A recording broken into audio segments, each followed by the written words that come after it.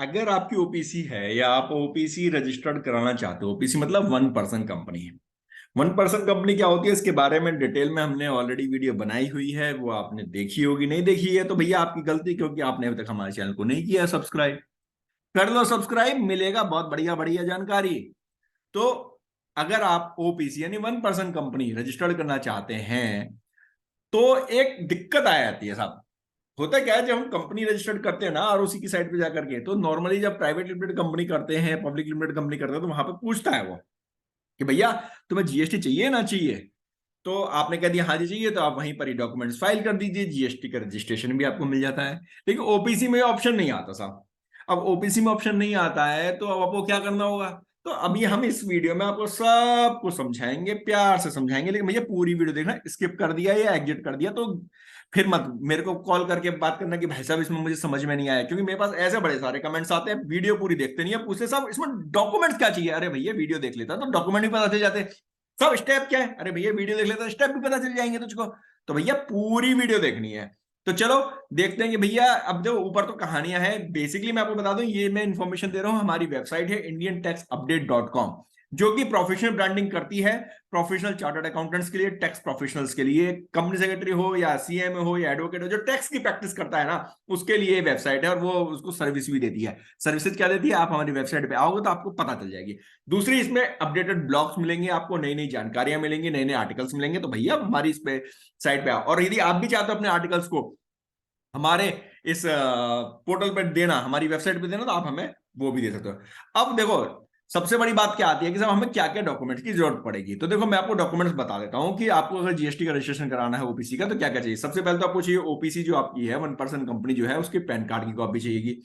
Company के registration की copy चाहिए। Memorandum of association, article of association, यानी जो एमओए और एओए होते हैं ना, उसकी आपको कॉपी देनी होगी। Pan card, photo and Aadhaar card of all directors. तो बेसिकली ऑल डायरेक्टर्स हम नॉर्मली कहते हैं ऑल डायरेक्टर्स, लेकिन ओपीसी में कितने डायरेक्टर होते हैं, सिर्फ एक। एक ही आदमी की तो कंपनी है, तो एक ही आदमी होगा। ठीक है। बैंक की डिटेल, अब बैंक की डिटेल में एक क्वेश्चन आता है साहब, बैंक की डिटेल किसकी देनी है, कंपनी की दूं या अपनी। तो भैया अगर कंपनी का बैंक अकाउंट खुल गया तो कंपनी की दे दो, नहीं तो आप अपनी भी दे सकते हो, यानी जो डायरेक्टर डायरेक्टर की दे सकते हो। Proof of appointment of authorise signatory, letter of authorisation. अब कंपनी के केस में क्या होता है भैया, लेटर ऑफ ऑथराइजेशन होता है आपका मिनट्स। मिनट्स आपको यहां पर देनी होंगी। उसके अलावा proof of address for the primary और सेकेंडरी प्लेस ऑफ बिजनेस, तो जो आप जहां पर आपको धंधा करना है ना, वहां का आपको एड्रेस देना पड़ेगा, उसका प्रूफ देना पड़ेगा। और साथ ही देना पड़ेगा आपको copy of electricity bill, landline bill, water bill, municipal कत्था कॉपी, प्रॉपर्टी टैक्स, इनमें से कोई भी।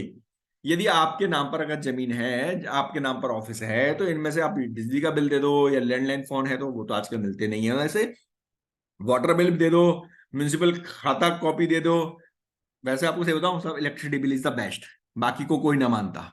In case of rented office, अगर रेंटेड है तो भैया बिजली का बिल तब भी आपको देना होगा, लेकिन हाँ एनओसी भी चाहिएगी। और उस केस में आपको एक चीज और चाहिए होती है, वो होता है रेंट एग्रीमेंट। क्या चाहिए होता है आपको, नोट कर लीजिए इस चीज को, रेंट।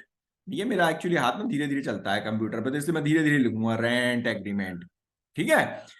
अब रजिस्ट्रेशन कैसे करना है भैया, पहली बात तो मैं कहूंगा कि भैया कंसल्टेंट हो तो भैया हम ही से करवा लो, काहे को दिमाग दौड़ाते हो। खुद डॉक्टर बनोगे तो फिर कैसे काम चलेगा। लेकिन चलो फिर भी तुम्हें बता देता हूं, क्योंकि तुम ठहरे कि भैया 1500 काहे को खर्च करूं मैं। तो कोई बात नहीं, अगर खुद हमारे को पैसा नहीं देने हैं और आपको खुद ही अपने करना है तो आप खुद कर लो। अब मैं आपको बताता हूँ कि भैया आपको करना कैसे कैसे है। सबसे पहले तो आप जीएसटी के पोर्टल पर चले जाओ, gst.gov.in। आप इस पोर्टल पर चले जाइए। किस पे जाओगे आप, gst.gov.in,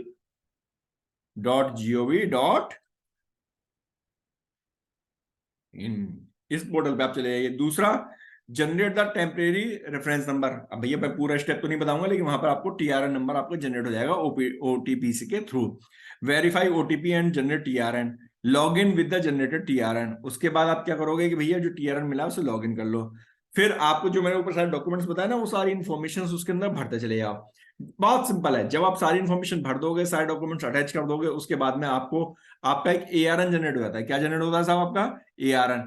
तो उसके बाद आप अपना एआरएन जनरेट कीजिए, और एआरएन जनरेट करने के बाद में आपको फॉलो अप करते रहो भैया, कीप ट्रैक है। क्योंकि अब पता नहीं कितने दिन में दे, पहले तो वैसे 2-3 दिन में आया था, लेकिन चलो जो भी है।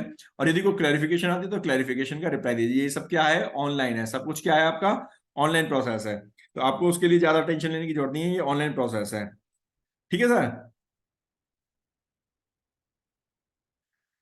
और उसके बाद जब आपका जीएसटी का रजिस्ट्रेशन हो जाए तो आपके पास आरसी आ जाएगी, ये भी आपकी ऑनलाइन आएगी, और उसके तो बल्ले बल्ले आईडी पासवर्ड डालो और अपने बल्ले बल्ले करो। तो ये बहुत सिंपल ही प्रोसेस है। आपको यदि कोई दिक्कत हो तो भैया देखो, फ्री की सलाह लेने के लिए कॉल मत करना कि साहब इसको मैं कैसे करूं। हाँ, हमसे करवाना हो, पैसे दे करके करवाना हो तो हमें जरूर कॉल कर लेना। अदरवाइज हमने आपको स्टेप्स बता दिए हैं, बाकी तो भैया आपकी इच्छा है। अब सब्सक्राइब कर ही लिया होगा, नहीं किया होगा तो जल्दी से सब्सक्राइब कर लो। चलिए फिर मिलते हैं नई वीडियो में। धन्यवाद।